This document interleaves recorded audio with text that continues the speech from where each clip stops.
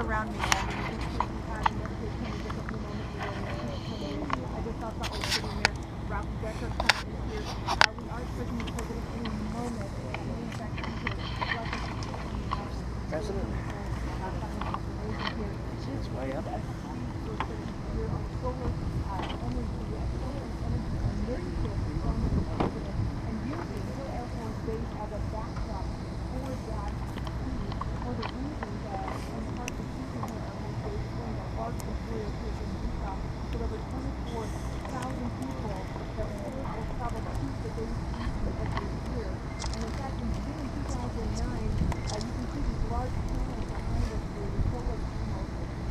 installed in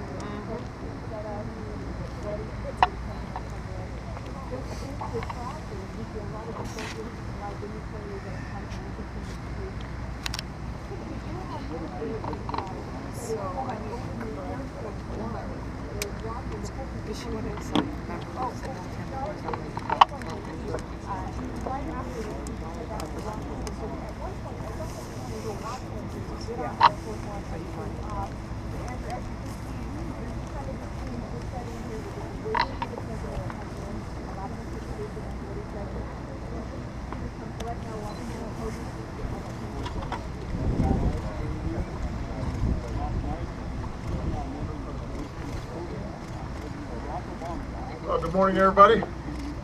It is wonderful to be in the beautiful state of Utah. And I want to thank General Buller and Colonel Jolly and everyone here at Hill Air Force Base, one of the most outstanding facilities that we have. Every single day, your work keeps our Air Force ready to meet the many threats that are out there.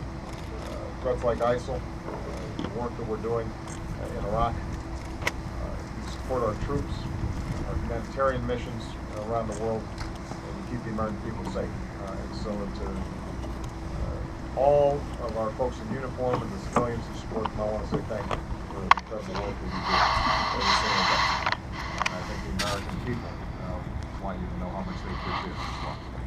I just had the opportunity to take a look at the solar installation on this base and to meet with some of your outstanding representatives, including Senator Orrin Hatch, Congressman Rob Bishop, Mayor Ralph Becker, who's doing outstanding work, and leaders in the solar industry as well as our community college system who are talking about Salt Lake City's commitment to renewable energy, its impact on jobs, its impact on business, and its impact on the environment and climate change. Now, since I took office, solar electricity has gone up 20-fold, and our investments in renewable energy and energy efficiency have cut carbon pollution.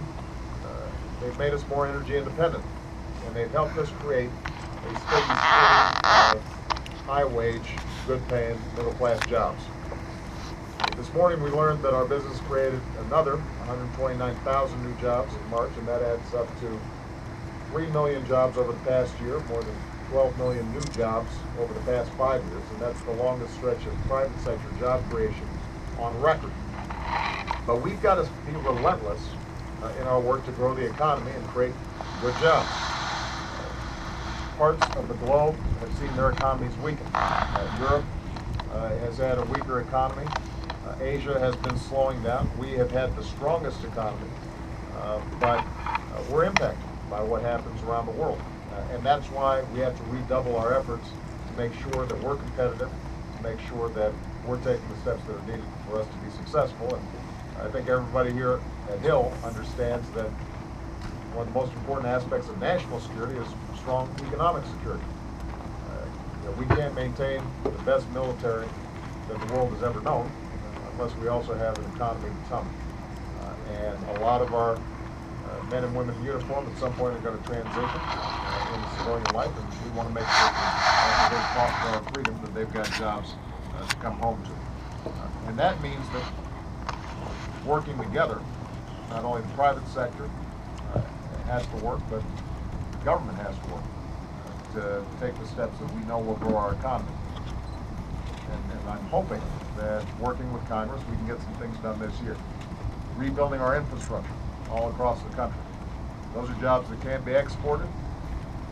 And not only does it put people to work right now, it makes us competitive over the long term because businesses are going to locate where they've got top-notch infrastructure.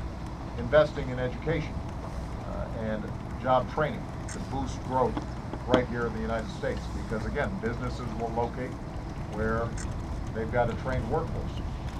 Making sure that we are passing Trade Promotion Authority. Orrin Hatch is working very hard on that.